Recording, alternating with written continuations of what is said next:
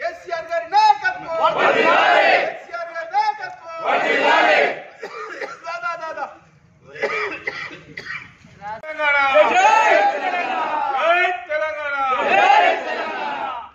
కేసీఆర్ గారి నాయకత్వం, కేసీఆర్ గారి నాయకత్వం, దాదా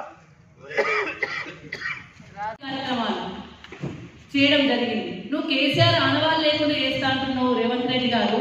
నువ్వు తాగే మంచినీళ్ళల్లో కేసీఆర్ కనబడతాడు. నువ్వు పీల్చే గాలిలో చెట్టు పెట్టి అర్ధారం తీసుకొచ్చి నువ్వు పీల్చే గాలిలో కేసీఆర్ కనబడతాడు.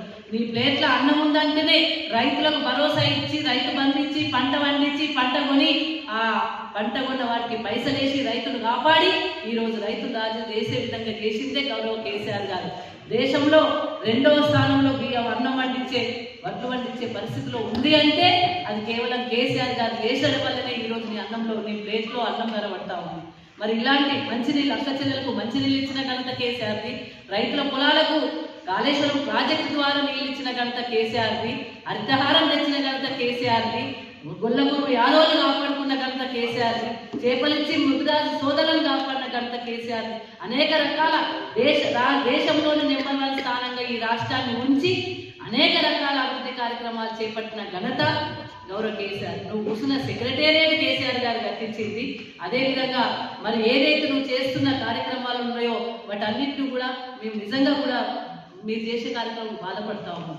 ఎందుకంటే అక్కడ తెలుగు తల్లి ఫ్లైఓవర్ అని, ఆ తెలుగు తల్లి ఫ్లైఓవర్ దగ్గర తెలంగాణ తల్లి విగ్రహాన్ని పెట్టాలని చెప్పేసి తెలుగు తల్లి లేకుండా చేయాలని చెప్పి గౌరవ కేసీఆర్ గారు భావిస్తే నువ్వు నీ విచిత్రమైన ప్రభుత్వం మారితే, కనీసం ప్రభుత్వం మారితే ప్రజలకేమైనా మార్పు వస్తుందేమో ఆలోచిస్తారు. కానీ నువ్వు ప్రభుత్వం మార్చి మరి విగ్రహాలు మార్చుడు, విగ్రహాల రూపురేఖలు మార్చుడు, లేకుంటే టీఎస్డు టీజీఎస్డు, లేకుంటే రాష్ట్ర పక్షిని చేంజ్ చేసుడు, రాష్ట్ర జంతువులు చేంజ్ చేస్తాను.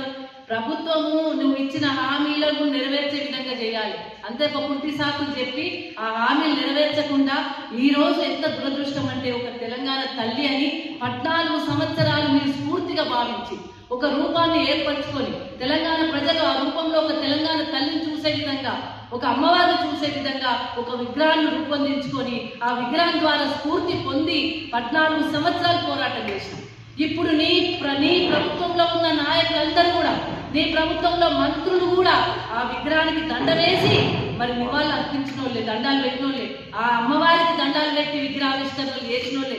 నీ ప్రభుత్వంలో ఉన్న ఎమ్మెల్యేలందరూ చాలా చోట్ల విగ్రహావిష్కరణ చేస్తే తెలంగాణ తల్లి విగ్రహావిష్కరణ చేసినప్పుడు ఈ రూపాన్ని మనసులో పెట్టుకొని స్ఫూర్తి పొంది ఉద్యమం చేసినాం.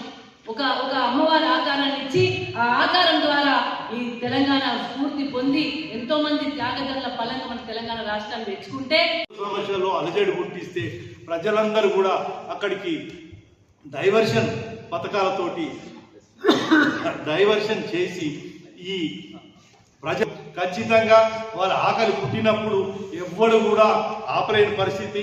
మీరు ఒక్కొక్క మనిషికి ఒక పోలీసుని పెట్టినా అందరూ కూడా రోడ్ల మీదకి వచ్చి నీ ప్రభుత్వాన్ని పతనానికి దారి తీస్తారు అని కూడా ఈ సందర్భంగా తెలియజేస్తున్నాం. ఖచ్చితంగా ప్రజలందరి మనల్లో ఉన్న ఈ తెలంగాణ తల్లి విగ్రహానికే మేము అందరం నమస్కరిస్తాం. ప్రతి ఒక్కరు కూడా నమస్కరిస్తారు. నువ్వు ఈ మధ్య నిన్న ఒక జీవో పెట్టావు. ఆ జీవోలో ఈ రూపం తప్ప ఏ రూపం ఉన్నా ఒప్పుకోరు, శిక్షారులు అన్నారు. ఒక మనిషి ఒక దేవతను, ఒక దేవుణ్ణి ప్రార్థిస్తేందుకు అతని మనస్ఫూర్తిగా వచ్చిన దేవుణ్ణి ప్రార్థిస్తారు తప్ప నువ్వేదో బొమ్మ తీసుకొచ్చి దీనికి నమస్తే పెట్టని. వెనకటికి రజాకారులప్పుడు కూడా ఇటువంటి పరిస్థితి లేకుండొచ్చు, తెలంగాణ ఉద్యమ కాలంలో కూడా ఇటువంటి పరిస్థితి లేకుండొచ్చు. కానీ నువ్వు అనవసరంగా కొన్ని పనికిరాని విషయాల్లో ఈ గోక్కొని నువ్వు ఇంకా తొందర పతనావస్థ కూడా వస్తున్నావు అనేది కూడా గమనించాల్సిన అవసరం ఉంది. ఖచ్చితంగా ముందు కేసీఆర్ గారి అవసరాన్ని గ్రామ ప్రజలందరూ కూడా మా లోటును కూడా అర్థం చేసుకొని ప్రతి ఒక్కొక్కరు కదులుకుంటూ వస్తున్నారు. కానీ మొన్ననే సంవత్సరం అయిందని కూడా కేసీఆర్ గారు ఇప్పటి వరకు ఏం మాట్లాడకుండా ఉన్నారు. రేపటి శాసనసభ సమావేశాలు కేసీఆర్ గారు కూడా వస్తారు.